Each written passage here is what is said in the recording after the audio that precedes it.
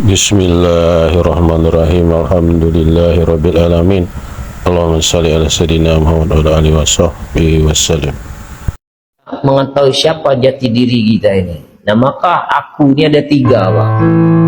Aku yang pertama itu tubuh kita ini.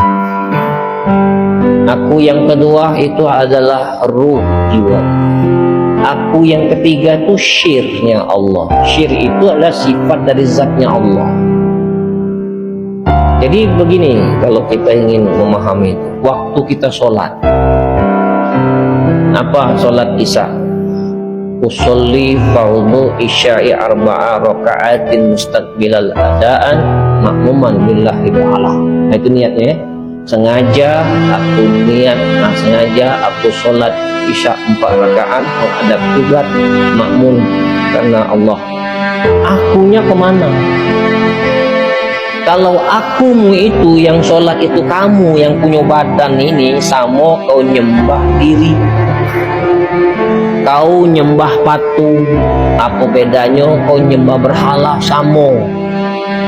Karena akunya kemana? Ke diri, yang sholat itu kamu. Inilah namanya tingkat syariat. Berarti orang yang masih mengaku bahwa yang sholat itu dirinya, berarti dia di makom syariat. Orang yang di makom syariat ini kapan mati badannya jadi tanah, dimakan cacing-cacing tanah jadi tanah. Nah, lalu kau memahami tubuh ini tidak bisa bergerak tanpa adanya ruh. Nah, lalu kau berkeyakinan yang sholatnya ruh kamu.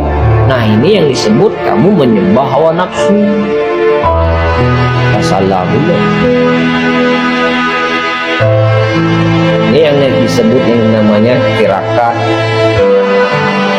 Orang yang tirakat ini kapan mati badannya itu kering, tidak hancur. Nah, ketika kau sholat, akunya ini adalah kesyirnya Allah. Tidak ada yang sholat kecuali Allah yang menyolatkan. Hayya 'alas sholah. Ayo sholat. Apa jawabannya? La haula wala quwwata illa billah. Tidak ada yang dapat dilakukan tanpa pertolongan Allah. Oh, berarti kau tidak bisa sholat kalau tidak ditolong oleh Allah. Jadi yang sholat itu siapa? Yang nyolatkan kita tuh siapa? Yang memberikan gerak hati kita siapa? Yang bisa mengizinkan kita mengangkat takbir itu siapa? Yang bisa menyebut Allahu Akbar siapa? Nah, orang yang sampai ke makom hakikat itu kalau mati tubuhnya dah hancur. Hakikat ya.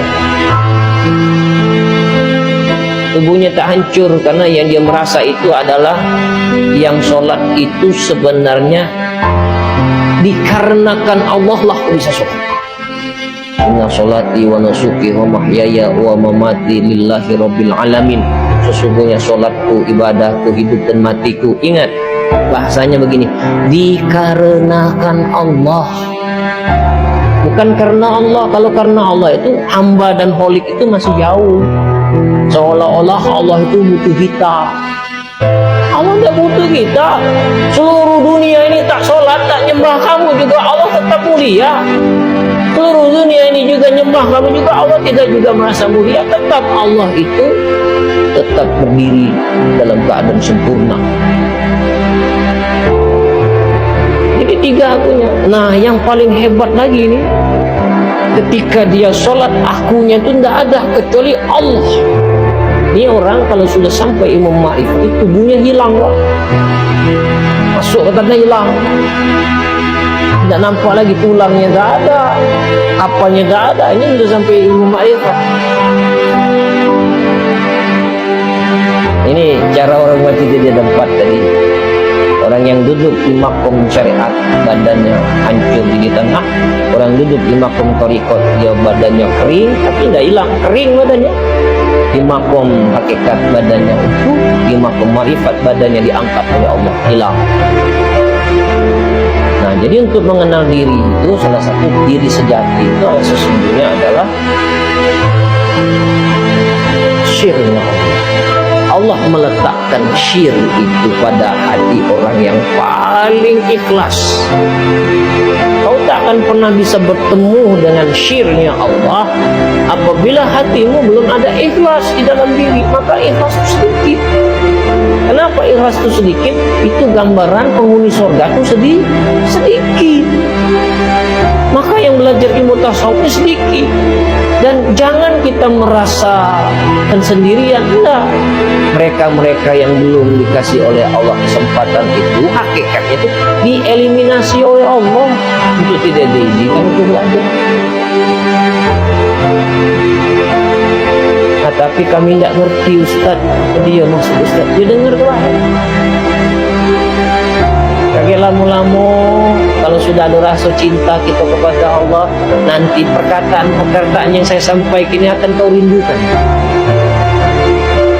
Sekarang belum, tidak masuk praktikkan. Ya biarlah. Itu namanya perang batin antara akal, nafsu dan iman. Itu Pak Dono.